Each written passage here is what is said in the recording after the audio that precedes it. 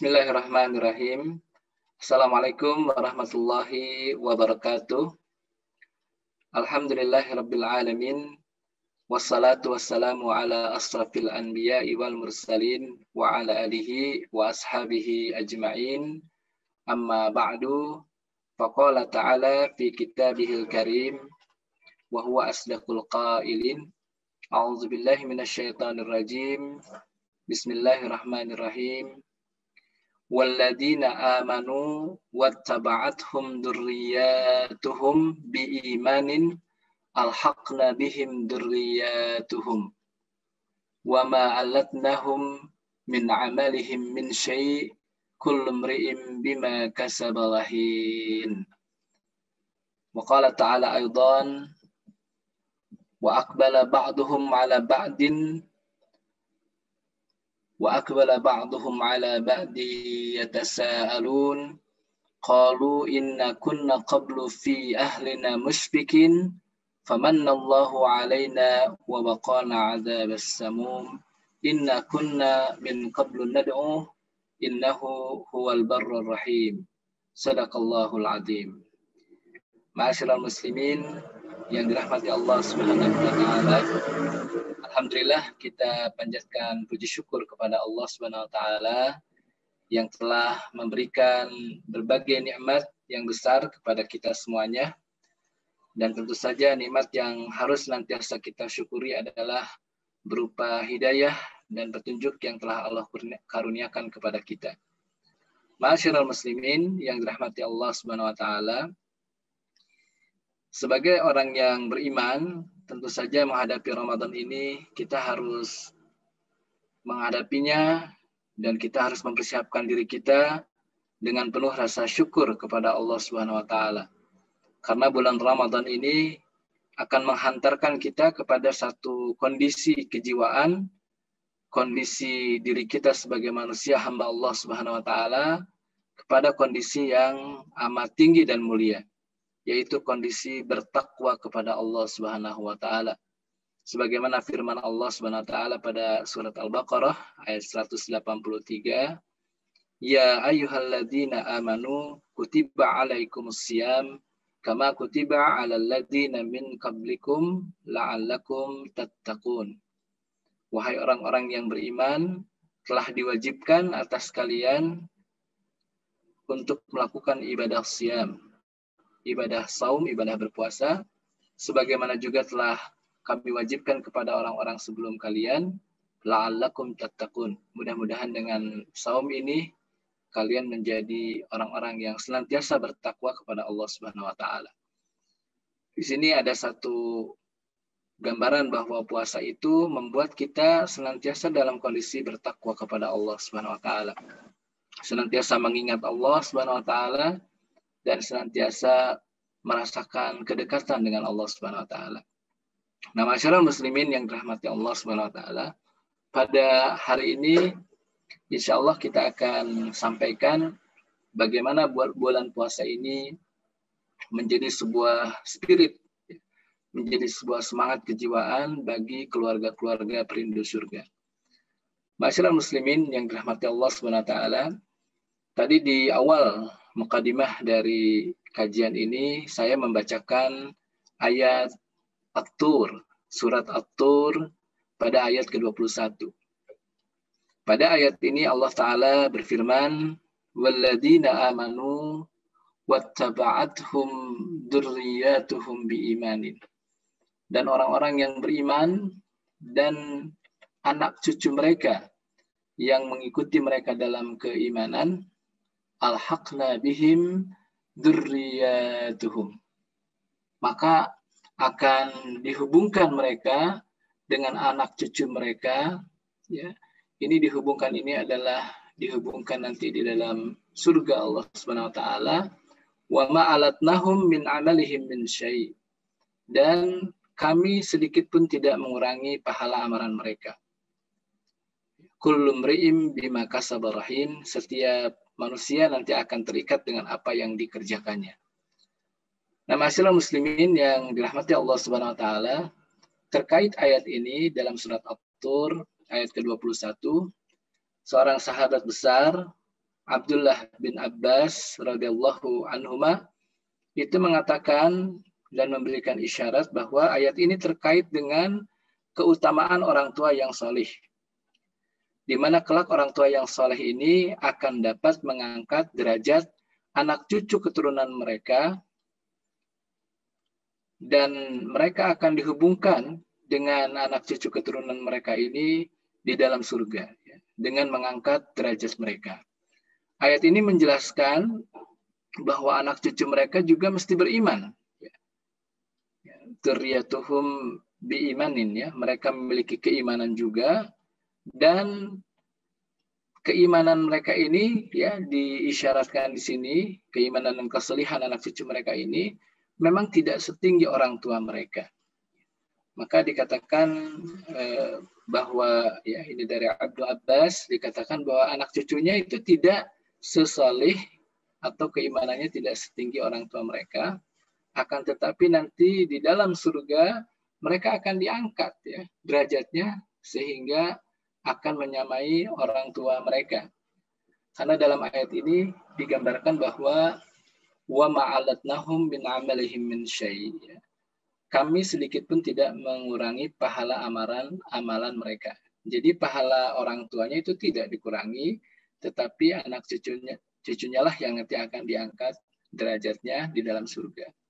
Masya Allah, ini merupakan sebuah gambaran bagi kita, para orang tua, bahwa apabila kita melakukan kesalihan-kesalihan dan kebaikan-kebaikan, maka ini akan menolong mengangkat derajat anak cucu kita kelak di dalam surga. Barangkali ayat ini menjadi sebuah inspirasi dan semangat bagi kita, para orang tua, orang-orang yang beriman, agar supaya kita senantiasa memperbaiki kondisi keimanan dan juga kesolihan diri kita. Sehingga di dalam banyak cerita dan riwayat, itu para salafus salih, mereka mengatakan bahwa ketika mereka sedang beribadah, kemudian mereka teringat anak cucu mereka, maka mereka tambah lagi ibadah mereka. Dan ayat ini juga barangkali menjadi penyeimbang di tengah berbagai pemahaman yang telah kita miliki, bahwa orang tua itu nanti di akhirat dapat ditolong oleh anak cucunya yang soleh dan baik. Karena memang ada periwayatan seperti itu. Ya. Jadi anak cucu yang baik itu juga bisa menolong orang tuanya. Tetapi mungkin dalam pemahaman yang kedua ini, bagi para orang tua itu posisinya adalah mudah-mudahan kita nanti ditolong oleh anak cucu kita yang salih. Ya. Ini barangkali terkait juga dengan salah satu di antara riwayat yang sampai kepada kita bahwa ketika kita meninggal dunia akan terputus semua amalan-amalan kita. In qata'a amaluh illa min salatin, ya, kecuali 3. Salah satunya adalah waladin salih yad'ulah, anak yang salih yang mendoakan orang tuanya. Nah, masyaallah muslimin yang dirahmati Allah Subhanahu wa taala, selanjutnya pada ayat ke-25 dan sampai dengan ayat ke-28 dari surat At-Tur digambarkanlah bagaimana sifat dari keluarga-keluarga yang digambarkan pada ayat ke-21 tadi. Ya, ayat di mana nanti anak cucu yang soleh, yang beriman, itu akan diangkat derajatnya dikarenakan kesolehan dan kebaikan orang tua yang soleh dan beriman. Nah, pada ayat ke-25 sampai dengan ayat ke-28, Allah SWT menggambarkan bagaimana keluarga-keluarga yang kelak akan memasuki ke dalam surga Allah SWT ini. Digambarkan dalam ayat ke-25, wa aqbala ba'duhum 'ala ba'di yatasaalun. Mereka, para penduduk surga ini, sebagian dengan sebagian yang lainnya itu yatasaalun, ya, mereka saling bertanya-tanya, ya, saling tanya-menanya. Mereka saling berbincang, ya, tentang nostalgia ketika mereka hidup di dunia. Masya Allah, ini Allah gambarkan di dalam ayat ke-25 sampai ke-28. Kemudian sebagian dari mereka mengatakan, qalu inna kunna qablu fi ahlina musyfikin. Mereka berkata, sesungguhnya kami dahulu sewaktu berada di tengah-tengah keluarga kami, musyfikin, kami senantiasa takut kepada Allah Subhanahu wa taala. Takut menghadapi azab dari Allah Subhanahu wa taala setelah mereka menyelesaikan kehidupan mereka di dunia. Kemudian mereka mengatakan famannallahu alaina, maka Allah memberikan karunia kepada kami, wa waqana adzabas samum, dan Allah telah memelihara kami dari azab neraka. Inna kunna min qablu nad'u, sesungguhnya kami dahulu senantiasa beribadah menyembah kepada Allah Subhanahu wa taala. Innahu huwal barrur rahim, sesungguhnya Allah Maha melimpahkan kebaikan, lagi Maha penyayang. Nah, Masya Allah, kita diberikan gambaran ya oleh Allah Subhanahu wa taala bahwa begitulah kira-kira kondisi keadaan orang-orang yang beriman kepada Allah Subhanahu wa taala, dan tentu mereka itu diberikan oleh Allah karunia masuk ke dalam surga. Begitulah kondisi mereka ketika mereka hidup di dunia, sehingga mereka kelak akan bersama-sama dengan anak cucu mereka di dalam surga dan dipertemukan di dalam surga itu. Sungguh sebuah kebahagiaan yang luar biasa. Nah, masyarakat muslimin rahimakumullah, untuk sementara bagian ini akan kita hayati benar ya ayat-ayat ini, dan mudah-mudahan kita termasuk di antara mereka yang digambarkan pada surat At-Tur ayat ke-21 dan juga ayat ke-25 sampai dengan ayat ke-28 ini. Wallahu a'lam bissawab. Aqulu qouli hadza fa astaghfirullah li wa lakum. Saya akhiri kajian kita hari ini. Mudah-mudahan memberikan ilmu yang bermanfaat bagi kita semuanya. Wassalamualaikum warahmatullahi wabarakatuh.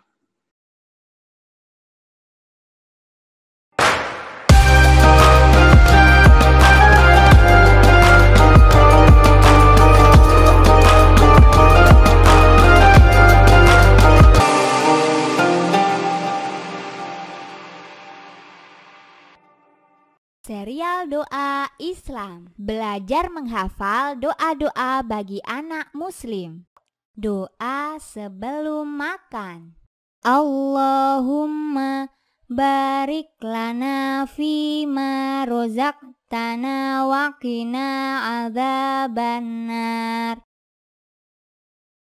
Doa sebelum makan. Allahumma barik lana fima rozaqtana wa qina adzabannar. Doa sesudah makan. Alhamdulillahilladzi at'amana wa saqana wa ja'alana minal muslimin.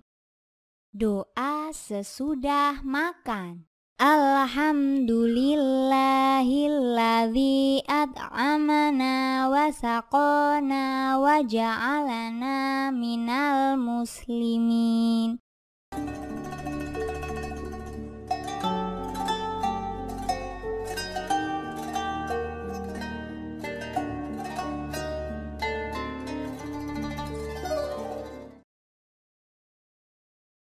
Bismillahirrahmanirrahim. Assalamualaikum warahmatullahi wabarakatuh. Sahabat Asa TV yang dimuliakan Allah Subhanahu wa taala. Ada fenomena menarik yang kalau kita mau mengamati dan memperhatikannya beberapa waktu ini, atau setidaknya setahun terakhir ini, atau bahkan mungkin dalam konteks yang lain, sudah sejak beberapa tahun yang lalu. Yaitu bagaimana kita melihat di komplek-komplek perumahan, bahkan sampai di klaster-klaster yang kecil yang mungkin hanya berisi 8-10 rumah saja. Itu kita temui di mana pada komplek ataupun klaster-klaster itu mereka menutup pintu masuk ke dalam komplek atau ke dalam klaster itu. Walaupun memang pintu ataupun portalnya sudah ada sejak klaster itu atau komplek itu diadakan, tapi sudah lama dia tidak difungsikan, artinya tidak ditutup, tapi dibiarkan terbuka sepanjang hari. Namun dalam setahun terakhir ini, kita perhatikan bahwa portal-portal ataupun pintu-pintu gerbang itu kembali ditutup, bahkan di waktu-waktu produktif, di siang hari misalnya. Sepanjang hari, dari pagi hingga ketemu pagi lagi, portal dan pintu gerbang itu ditutup. Dan ketika kita bertanya kenapa ditutup, kita akan mengetahuinya karena apa? Biasanya di portal itu atau di pintu gerbang itu ada spanduk kecil atau banner kecil yang bertuliskan kurang lebih karena merebaknya wabah corona, mohon maaf, pintu kami tutup atau portal kami tutup. Siapapun yang hendak masuk, dia harus izin, atau ketika dia masuk membuka pintu, dan ketika keluar harus ditutup kembali. Hal ini dilakukan karena apa? Karena kekhawatiran warga atau masyarakat akan wabah tersebut. Takut atau khawatir dia akan terkena dampaknya dengan kehadiran orang dari luar kompleks tersebut. Sahabat Asa TV yang dimuliakan Allah, ini menarik.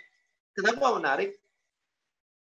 Dari sini kita bisa melihat betapa kita, manusia, begitu khawatir kehilangan sesuatu yang kita anggap paling berharga dari diri kita. Yaitu jiwa kita, kesehatan kita. Kita khawatir terenggut jiwa kita atau terenggut kesehatan kita, terganggu kesehatan kita, sehingga kemudian kita jatuh sakit. Maka kemudian kita melakukan segala macam bentuk perlindungan agar jiwa kita dan kesehatan kita terjaga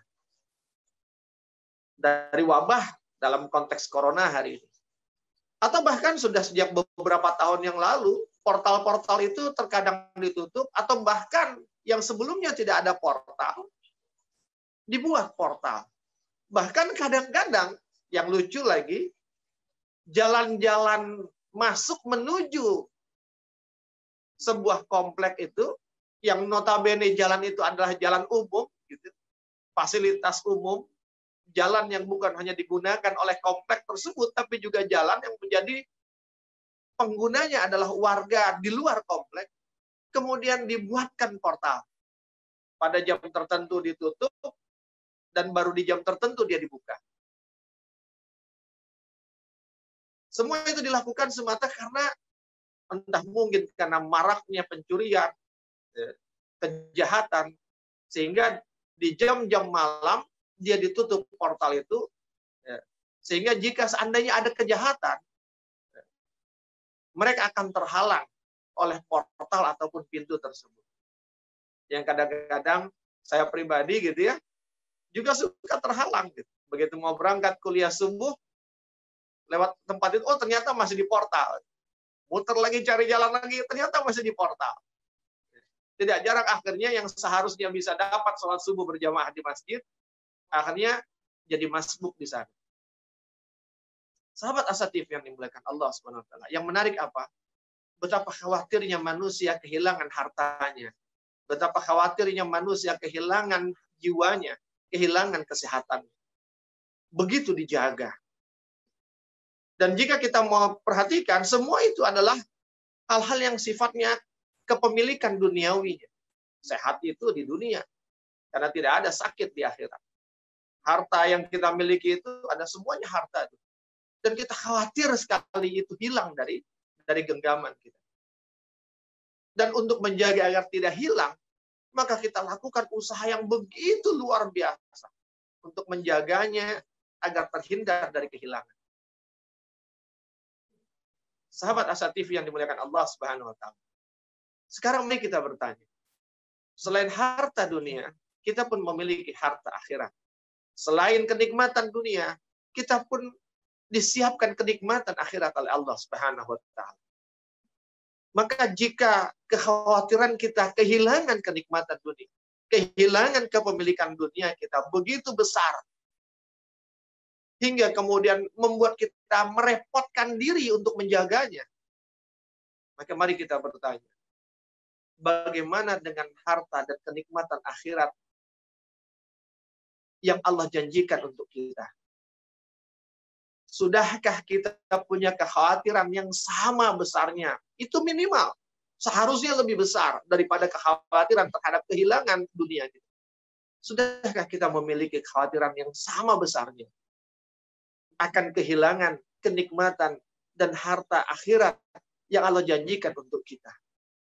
Sudahkah karena rasa takut itu, rasa khawatir itu, kemudian membuat kita merepotkan diri kita untuk menjaganya? Jika untuk menjaga harta dunia kita dan kesehatan hidup kita, kita membuat portal-portal untuk melindunginya dari siapapun atau apapun yang bisa merenggutnya dari kita, maka sudahkah kita membuat portal-portal untuk akhirat kita, untuk mencegah setan atau mencegah siapapun dan apapun merenggut harta dan kenikmatan akhirat yang Allah siapkan untuk kita, agar tidak hilang dari kepemilikan kita? Sahabat Asa TV yang dimuliakan Allah Subhanahu wa taala, pernahkah kita bertanya, begitu besar kepemilikan saya terhadap kenikmatan dunia, hingga saya tidak mau kenikmatan itu lepas dari genggaman saya? Namun, adakah kecintaan kita, kepemilikan kita terhadap akhirat kita sama besarnya, sehingga kita tidak ingin itu pun lepas dari genggaman kita? Sahabat Asa TV, pernahkah kita merasakan begitu takutnya kehilangan surga kita di akhirat nanti, sebagaimana kita takut kehilangan kenikmatan kita di dunia? Pernahkah kita merasakan kekhawatiran akan hilangnya kenikmatan dalam beribadah, sebagaimana kita khawatir kehilangan nikmatnya harta kita? Atau pernahkah kita merasa begitu kehilangan ketika kesempatan bersedekah itu luput dari kita? Ada peluang bersedekah, tapi kemudian kita tidak melakukannya, arti itu peluang itu luput dari kita. Sebagaimana kita merasa begitu kehilangan ketika peluang bisnis itu terlepas dari kita. Atau pernahkah kita merasa begitu tertekan saat kemampuan kita membaca Al-Quran tak kunjung membaik? Sebagaimana mungkin kita akan merasa tertekan ketika kemampuan berbahasa kita, kemampuan mengelola ekonomi kita, kemampuan berbisnis kita, itu tak kunjung membaik. Atau bahkan sahabat Asa TV yang dimuliakan Allah, pernahkah kita merasakan kesedihan yang mendalam saat kita terbangun di pagi hari tanpa semenit pun merasakan nikmatnya basuhan wudhu di sepertiga malam untuk ruku dan sujud, bersimpuh dan bermanja kepada Sang Maha Penyayang? Sebagaimana kesedihan kita yang begitu dalam saat kesempatan kita untuk bertemu dengan orang yang kita cintai, orang yang kita sayangi, dan dia menyayangi kita, luput di saat peluang untuk bertemu itu ada. Atau bahkan, pernahkah kita merasakan penyesalan yang sangat besar di saat kita harus kehilangan kesempatan bersama lebih lama dengan Ramadan, karena waktu berlalu begitu cepat? Sebagaimana ketika waktu itu cepat berlalu saat kita bersama dengan sesuatu yang kita sayangi dan kita cintai. Sahabat Asa TV yang dimuliakan Allah, pernahkah itu kita rasakan?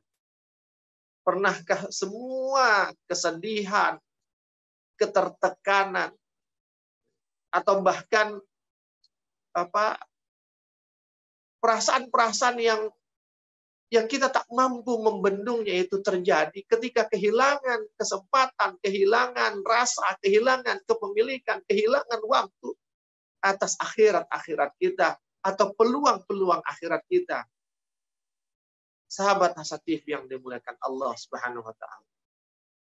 Betapa takut dan khawatirnya kita kehilangan dunia kita.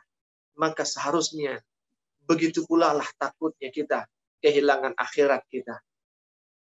Kehilangan iman di dada.